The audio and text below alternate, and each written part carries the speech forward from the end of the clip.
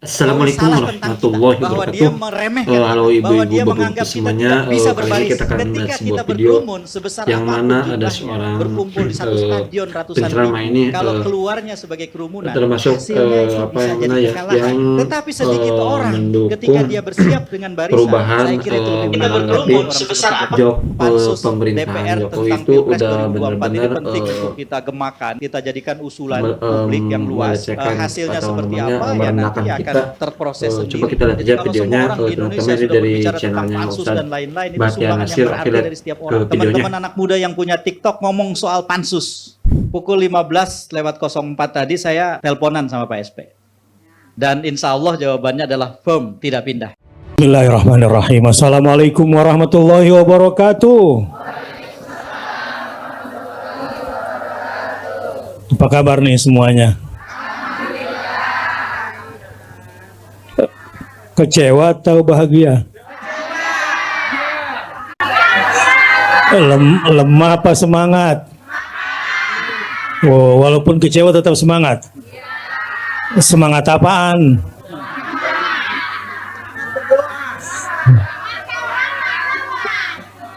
Insya Allah kita bongkar bersama dengan Kang EF pada malam hari ini.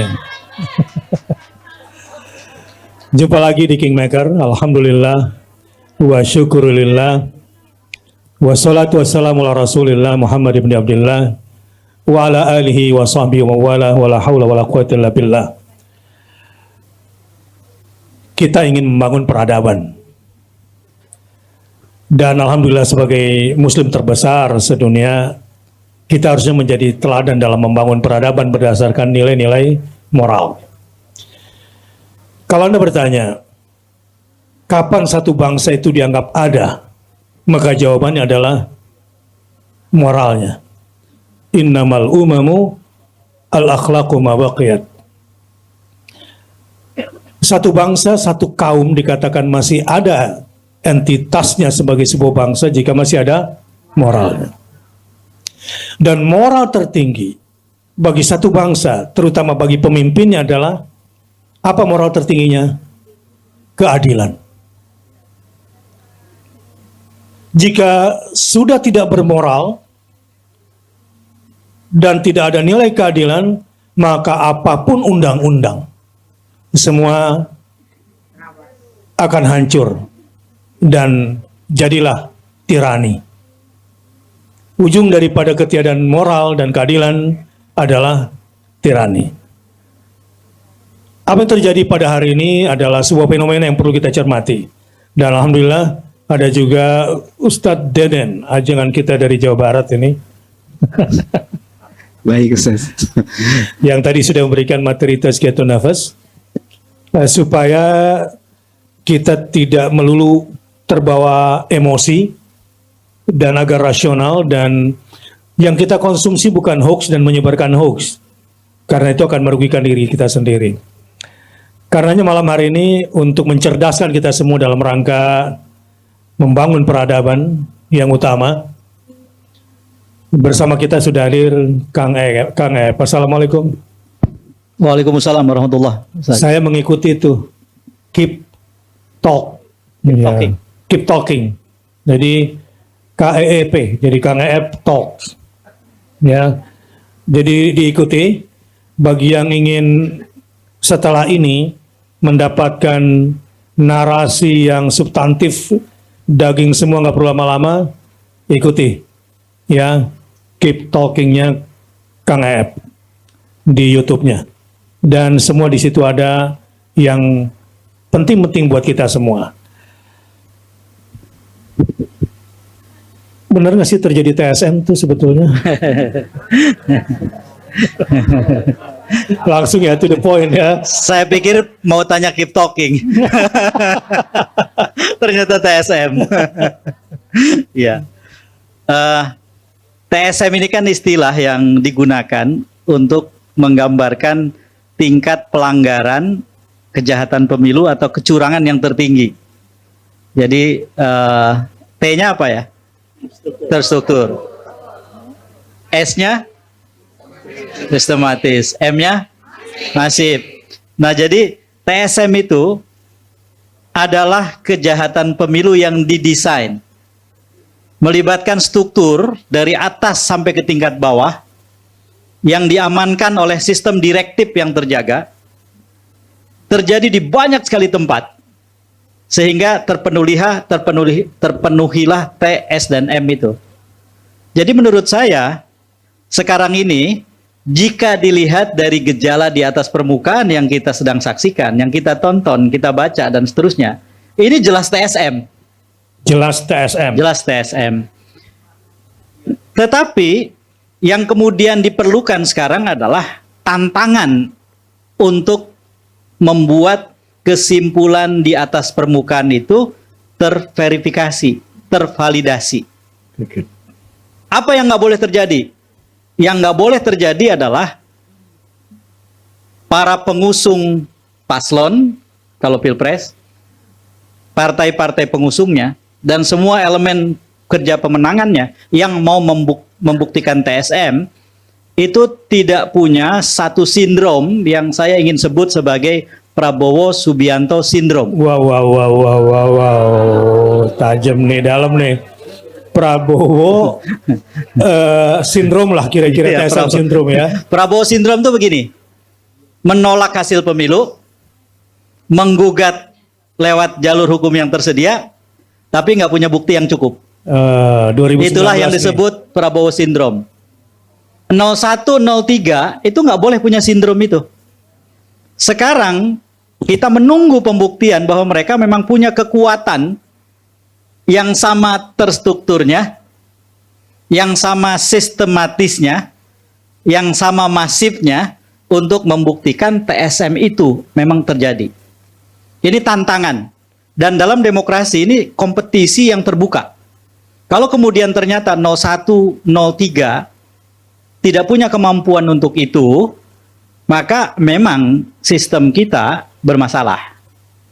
Tapi jangan patah semangat dulu. Ini kan baru preambul ini, baru mukadimah pembicaraan ini. Masih banyak sekali hal yang bisa dikerjakan oleh bangsa ini. Nice. Berlapis-lapis. Dan itu menunjukkan bahwa perlawanan kita sama sekali belum selesai nih. Kalau Pak Jokowi sudah syukuran, kita selesai melawan, salah nanti Pak Jokowinya. Syukuran yang terburu-buru. Kita belum selesai melawan ini. Masih panjang jalan kita melawan dan masih banyak jalan yang mau kita ambil. Dan semua jalan itu mulia insya Allah. Dan semua jalan itu adalah jalan untuk menegakkan hak kita. Bukan untuk merusak hak orang lain. Apalagi untuk merusak haknya Jokowi sebagai presiden. Nggak ada cerita. Kita nggak punya niat itu. Jadi menurut saya Pak Ustadz, TSM dilihat dari apa yang terjadi sekarang itu sudah sangat bisa disimpulkan. Iya. Tapi persoalannya pembuktiannya. Sekedar contoh nih Ustadz. Iya. Mungkin banyak juga ibu-ibu, bapak-bapak dan teman-teman yang terima kan capture atau video yang dikirim tentang masalah Sirekap. Salah satunya yang meminta coba buka ke kabupaten provinsi ini. Kabupaten ini. Buka di kecamatan ini sampai kemudian ketemu TPS. Coba bayangkan di satu kota, ini kalau tidak salah di Kalimantan, ada satu partai yang DPRD kabupaten kotanya tidak ada calegnya sama sekali. Ini partai yang seperti ini biasanya milih ketua umumnya terburu-buru. Jadi dalam hitungan hari sudah punya ketua umum gitu biasanya. Nah, tidak punya caleg. Masa di TPS itu di atasnya ada suara caleg? Lah kalau suara partai wajar, artinya ada yang nyoblos tanda gambarnya kan? Lah suara caleg nyoblos siapa? Calegnya nggak ada. Bayangkan itu baru di satu tempat. Kalau kemudian ada kekuatan yang bisa membuktikan itu terjadi di banyak tempat, itulah yang disebut sebagai masif. Kalau ternyata polanya itu sama dengan algoritma, algoritma itu cara kerja penjumlahan, penghitungan, pengurangan, pembagian, dan seterusnya, yang dirancang sebegitu rupa, ternyata juga terlihat sama, artinya sistematis. Ketika terjadi berbagai tingkat, terstruktur, udah TSM terpenuhi begitu. Jadi sekarang ini sebetulnya adalah tantangan bagaimana pelaku kontestasi, mereka yang berkompetisi, punya kekuatan atau enggak untuk melawan. Dan kita doakan bahwa ada kekuatan untuk melawan itu. Pelakunya siapa ya? Ya. Dan menggunakan infrastruktur yang mana? Dan jika memang betul TSM, terus efeknya apa sih ke depan? Ya, saya mau menjawab ini dengan cara berbeda, Ustadz. Ya. Menurut saya, tidak bisa orang seperti saya, warga negara yang tidak punya apa-apa. Artinya saya tidak punya aparat. Saya tidak punya kantor besar yang namanya istana. Saya tidak punya jenjang hierarki yang bertingkat-tingkat yang membuat perintah saya akan diikuti oleh semua orang di bawah. Saya tidak punya itu. Tidak fair kalau kemudian orang seperti saya suruh menunjukkan apa yang terjadi. Nah, menurut saya mari kita pakai jalan yang demokratis nih. Saya sebagai warga negara saat ini sudah beberapa hari sedang menuntut agar DPR membentuk panitia khusus Pilpres 2024. Pansus. Pansus. Ini bukan hanya hak angket loh.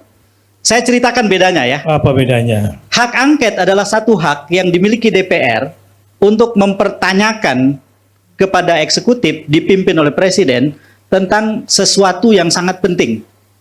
Maka akan terjadilah perjumpaan di antara legislatif DPR dengan eksekutif.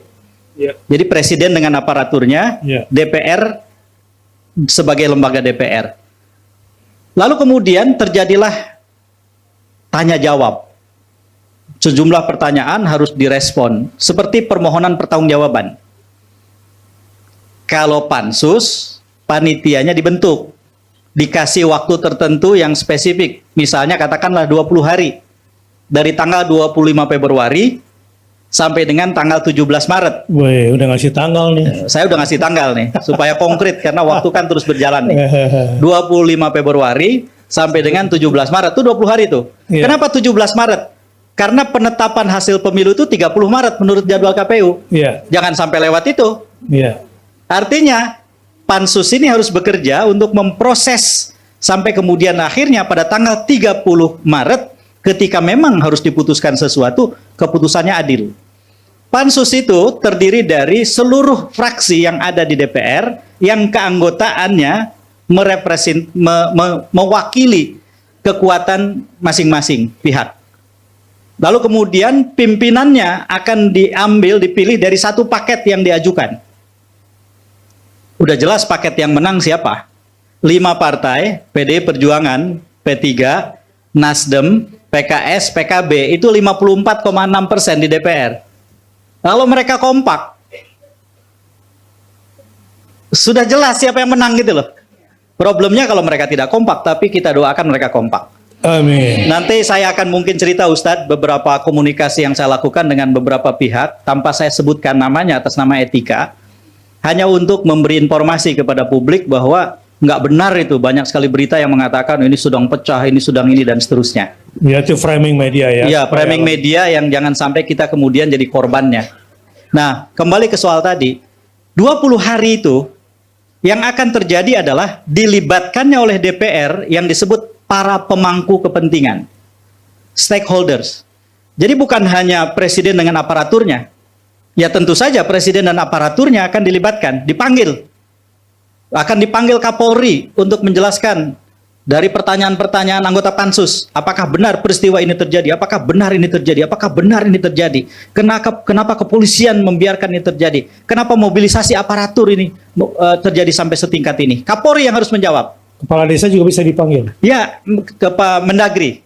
Mendagri dipanggil untuk menjelaskan banyak sekali hal. Panglima TNI dipanggil. Sutradara dan 4 orang ahli hukum tata negara yang membuat film Dirty Thoughts bisa dipanggil. 5 orang ahli hukum tata negara bisa dipanggil, termasuk Bang Yusril misalnya ada di situ. Tapi kan ada Profesor Denny Indrayana, ada Profesor Jainar Arifin Muchtar dan lain-lain. Jadi dipanggil itu. Gerakan-gerakan civil society yang berkait dengan pemilu, pelaporan kecurangan pemilu, kejahatan pemilu bisa dipanggil. Dan apa asiknya? Pimpinan pansus bisa mengatakan bahwa kegiatan panitia khusus ini terbuka untuk publik. Bayangkan 20 hari siaran langsung. Semua kebokbrokan itu akan mengapung di atas permukaan. Oh, kalah tuh drakor tuh ya. Pada ibu-ibu. Dan kalau kemudian ini dilakukan, Ustadz, kalau ini kemudian dilakukan, satu hal yang menurut saya jelas adalah kita membuat kanal atau saluran untuk orang-orang yang marah. Sehingga kemarahan itu tidak tumpah di jalanan. Sehingga kemarahan itu tidak menjadi kegiatan pengerusakan. Sehingga kemarahan itu kemudian berproses menjadi perlawanan, itu yang penting. Kesalahan kita sebagai warga negara atau sebagai umat seringkali adalah lebih senang marah, tidak suka melawan. Kalau marah itu jangka pendek, marah itu nggak punya agenda. Orang marah nggak bisa ditanya apa agendamu, nggak ada. Bakbuk dia pukul kita. Dan orang marah bisa diselesaikan dengan hadiah permukaan yang sesaat. Iya. Anak kecil marah, kita kasih permen selesai. Iya. Orang marah dikasih duit selesai. Tetapi orang melawan nggak bisa. Nah, jadi kemarahan orang dikanalisasi menjadi perlawanan. Lalu kemudian potensi pengerusakan dan konflik kita perkecil, kita kasih saluran. Akhirnya konflik itu jadi ekspresi cinta orang pada tanah airnya. Ini menurut saya lebih bermartabat buat bangsa ini. Bayangkan kalau pansus itu kemudian dibentuk, segera bekerja, kita akan menjadi bagian dari sejarah yang sangat penting. Tidak boleh ada presiden sehebat apapun dia menurut pendukungnya, setinggi apapun tingkat kepuasan orang sama dia katanya, tidak boleh dia dibiarkan melakukan banyak pengerusakan terhadap bangsa ini tanpa kita buka semua itu, sehingga semua presiden setelahnya tidak boleh lagi melakukan kesalahan yang serupa. Kita tidak punya dendam. Sekarang saya tanya, siapa yang punya dendam sama Jokowi? Oh ada. Oh masih. Ustadz. سبح اسم ربك الأعلى الذي خلق فسوى. Target. Saya nggak ikutan ya. Ini target. Pak Kiai Deden nggak dendam.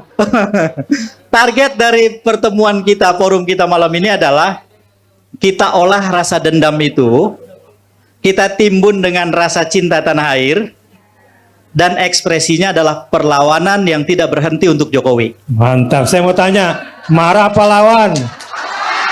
Lawan atau marah? Mau marah terus atau melawan? Cakep. Ya, tetapi begini, seringkali orang melawan itu kalah. Nah, salah satu sebab kekalahan orang yang melawan adalah ketika mereka tidak membuat barisan. Jadi yang terpenting buat kita adalah mari saling hormat pada posisi dan peran masing-masing. Dalam proses kerja perlawanan besar ini tidak ada superhero. Tidak ada pahlawan besar yang jasanya begitu besar, dia ada paling depan, tidak ada. Semua orang punya sumbangannya masing-masing, bahkan setiap orang yang berdoa di rumahnya dengan senyap. Jadi, rasa hormat di antara satu dengan yang lain, menurut saya itulah yang akan membuat semua orang gampang untuk berbaris. Saya ambilkan contoh. 5 partai yang kita harapkan itu kan bukan partai yang punya sejarah bermesraan begitu rupa kan? Iya kan? Kita kan tidak pernah membayangkan di masa-masa sebelum ini Bu Mega sama Ustadz Salim misalnya bertemu dalam pertemuan yang di dalamnya hanya ada senyum dan tidak ada ketegangan kan? Itu realitas politik.